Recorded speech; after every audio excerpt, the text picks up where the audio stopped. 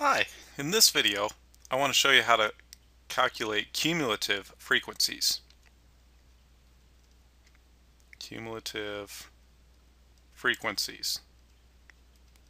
And really these are just special types of frequencies that you can calculate with a frequency distribution. And what they represent is the frequency or the number of observations that are at or below, less than or equal to some threshold value.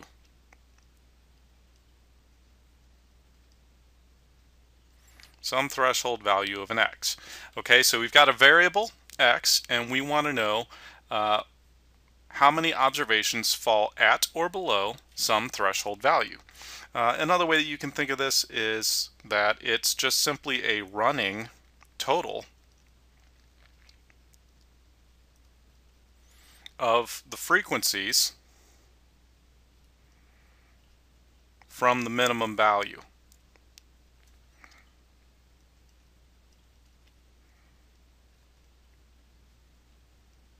Okay, so what do I mean by this? Well, let's go ahead and create a distribution here, a very small, simple test distribution. You can see what I'm talking about.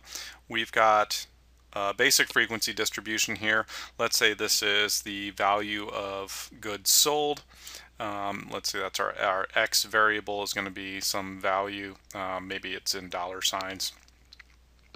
Okay, and we can find that.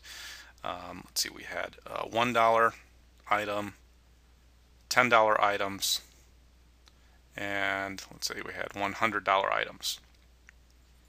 Okay, so then in terms of our frequencies, we might find that we had 3 $1 items sold, we sold 5 $10 items, and we sold 4 $100 items.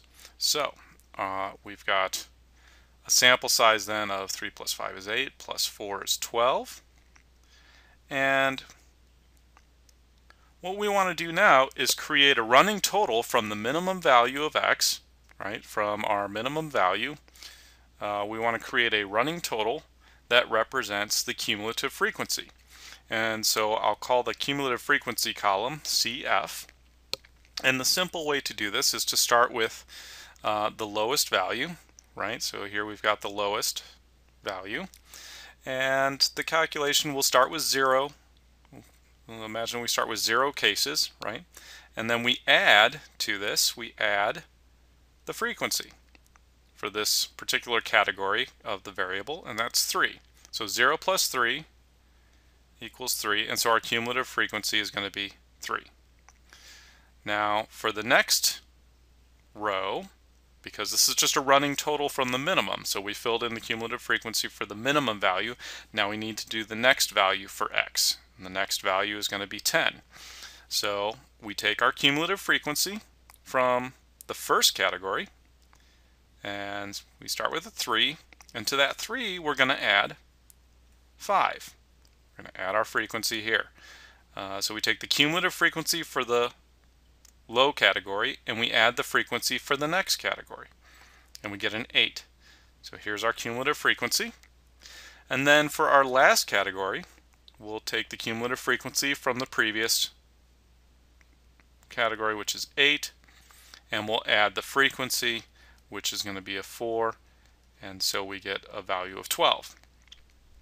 And so here we've got a running total now. These cumulative frequencies represent a running total of the number of observations from the lowest value to the highest. And so we've got 3 observations for the $1 value, 8 observations that were either $10 or less, and 12 observations that were either $100 or less. Okay, so we can start asking some questions about the sort of the threshold values in our data. And for example, let's say, what was the frequency for items sold that were less than or equal to $10? And we could look at our cumulative frequencies and we'd say, look, right here we know that there were 8 observations, 8 things that we sold that were worth $10 or less. So that is an 8. We might ask a slightly more complicated question. We could say, what's the frequency of observations that are greater than $10? And this is a small frequency distribution, so we could look at it pretty simply and say, oh, well, we know it's 4 because there's 1, 10, and then 100. So there's only 4 observations in the 100 category. That's the easiest way to do it. But if we wanted to use our cumulative frequencies, we could say, hey, okay, let's start with the total number of observations, which is 12, and we'll subtract from that the number of observations that were the number of things that we sold that were worth $10 or less. In other words, we could take that cumulative frequency and subtract it from 12, so subtract 12 minus 8, and we get 4, and we find that there were 4 items in our data that were greater than $10, and we did that using our cumulative frequencies. Okay, so let's go ahead and do another example here, and just move this up out of the way, and then let's say we've got another example data set here, Z, some fictitious variable that we've created, and Z takes on values of 1, 2, 3, 4, and 5. Now the frequencies are going to be 2, 4, 5, 3, and 1. And so our sample size n is going to be the sum of the frequencies, so 2 plus 4 is 6, plus 5 is 11, plus 3 is 14, and 1 makes 15. So we've got 15 observations here. So now we'll create our cumulative frequency column, this next column in our data set. And here we're just going to create a running total again of the observations. So we'll start with the lowest value for Z, which is 1. We'll start with this low value here. And then the calculation will go something like this. We'll start with 0 observations, and we'll add to that 2. So we get 2 for our cumulative frequency here. Now for the next category, or the value for this Z equals 2, we'll start with the cumulative frequency for the previous value, so that's 2, and we'll add to that 4. We get 6. Now we'll continue this process. We'll start with that cumulative frequency 6, and we'll add to it the 5.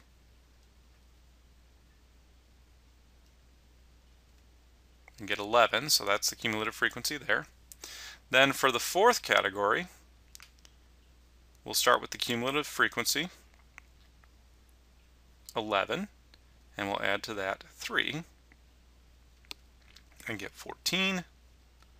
And then we'll start with 14, and we'll add 1, this one in this category, and then we get 15, and that's our cumulative frequency. Now, once again, we've created this cumulative frequency distribution, and this will allow us to ask all kinds of interesting questions about our data. For example, we might ask, what's the frequency of observations that have values less than 2? And we could say, okay, well, here's the 2, and we see that there are 6 observations that have a value less than or equal to 2. That's what our cumulative frequency is telling us. There are 6 observations that are less than or equal to 2. The 4 that are that are 2s, and the 2 observations that are 1s. We could do another example and ask, what is the cumulative frequency, or what is the frequency of observations that are less than or equal to 4? Once again, we could look at the Z value for 4 and come across to our cumulative frequency column, and we would see that there are 14 observations that have a value of 4 or less in this distribution. Similarly, we could go with a slightly more complicated example. We might ask, how many observations have values that are greater than 2. And again, in this case, our cumulative frequencies tell us how many observations have a particular value or less in the distribution. And so if we want to know how many observations have values greater than that value, in this case 2, we should start with the total number of observations, which is 15. And then from that, since we want to know how many observations have a value greater than 2, we can subtract. Again, we'll look at the 2 category. We find out that there are 6 observations with values less than 2. And we'll subtract that 6, and we'll come up with 9. Then we could do another example. And ask how many observations have a value greater than 3. And once again, we'll start with 15, which is our total. It's our total sample size. And from that, we'll look at the 3 category, and we'll say, okay, we want to subtract the 11 observations that have a value of 3 or less, and that'll leave us with the observations that have values greater than 3. And so we find that that answer is 4. So there are 9 observations with values greater than 2, and there are 4 observations with values greater than 3.